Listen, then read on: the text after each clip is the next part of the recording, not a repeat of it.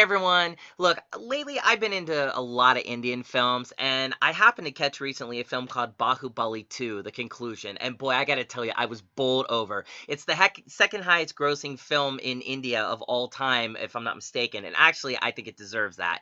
If you saw the original, which I did as well, the big question on your mind is why did Katapa kill Bahubali, which is sort of the main sort of thing that leads into this movie from the original. This was a question, of course, in the minds of everybody who saw Bahubali 1 or every movie enthusiast who enjoys Indian films since Bahubali 1 came out, which was around 2015, I want to say. The answer to that question is convincingly dished out in Bahubali 2, which just came out in 2017 and is already, of course, a blockbuster, and that's no surprise there. To be frank, though, the second part is more of a prequel than a sequel, as the story delves into kind of the origins of Mahendra, Bali's father, Amenrendra, and he's like ordained to be the king of Mahishmati. And by the way, super big apologies to anybody who's Indian out there. I'm so terrible with names, so please don't hold that against me. I want to talk about this film so much because I loved it so much. So please, if you can, just kind of push aside the fact that I'm not good with names. Okay, sorry about that.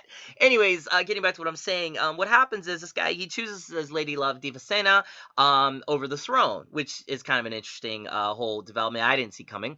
His vile brother Baladev becomes the king, and of course Amenranja is relegated to be like the commander-in-chief. And Amenranja, of course, is born to be a king with or without the throne. So that's kind of evident, as we're watching and everything, and continues being popular with the commoners. Even after being banished from the palace, people still love this guy, and also because he's protecting the honor of his wife. That's like a pretty cool thing, And then later, of course, we witness some very sinister stuff in which Amenranja is unwillingly killed by Katapa as kind of part of like a master plan by Baladev. So it's pretty brutal when I saw that. I was like, whoa, like, is this really happening? And then, of course, finally, after listening to the narrative and all this is going on, son Mahandraha, Bahubali avenges his father's death, of course, by raising his own army with Katapa by his side. And there's a lot more to it. That's my very botched version of kind of a summary. And again, I apologize. The names kind of tripped me up. But I love this film, and I want to tell you why. First of all, there's a lot of reasons why I love this film, but I'm going to get to the main ones here. Basically, it's a visual extravaganza, people. The CGI and speed ramping is ridiculous. I'm talking spellbinding. And by the way, if you don't know what I mean by speed ramping, if you've ever seen any of Zack Snyder's movies like 300 or The Watchmen, it's kind of this idea. It's like a signature technique where you like speed up and slow down the tempo of your particular action sequences. Kind of has a really cool dramatic feel when you do this. And this movie certainly has a lot of that. And just visually right there alone, I'm sold because I love 300, and this was kind of the Indian version in that sense of the whole speed up, slow down tempo. It's done very well in this film. Also, the romance, of course, between Devasena and Amenranja has kind of like a Titanic vibe going on, which is cool. I love Titanic. I'm not ashamed to say that. Movie was awesome. And the best part of the film, of course, and maybe it's because I'm a movie scriptwriter, is the script. I think it's a lot better than the first one. As a scriptwriter, I certainly saw a definite huge leap of improvement since the 2015 original. Also, the mythical saga itself is very rich with an original Indian premise, which I like. It also reflects Indian culture, which I think is cool, and it has a lot of heritage and values I believe the Indians treasure, and it puts them out there on display with absolute finesse. That's very cool. What could be better if I had to criticize or critique? Maybe the climax, I guess. It was kind of long and drawn out. Could have been trimmed down. I always feel that way about movies, though. So when I say that, that's just sort of my go-to if I have to critique something and there's really nothing to critique. I mean, especially after the flashback narrative is all done with, the ending just, it could have been shortened. But I'm not complaining because I like the movie. So in a way, it was okay. I didn't mind watching it. As far as performances go, and again, this is where I'm going to botch names. I'm so sorry. Prabhas, very terrific in the dual role of both father and son. I believe to get ready for this role, his breakfast included something like 40 half-boiled egg whites blended in protein powder. I don't think I could do that.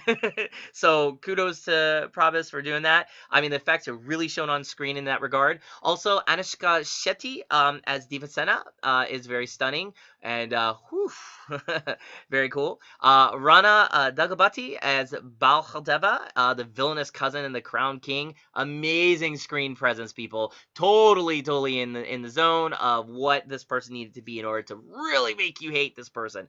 So I thought that was cool. Also, oh, the name is so bad here. Satyaraj as Katapa, Ram Yakrishnan as Rajamatha, and Sivagani. That might even be one name there. I apologize. They get top honors for their memorable performances. I was looking up the names and I was trying to remember, thinking, oh my god, I can't. So I'm just trying to look at what I have on my screen here. I apologize.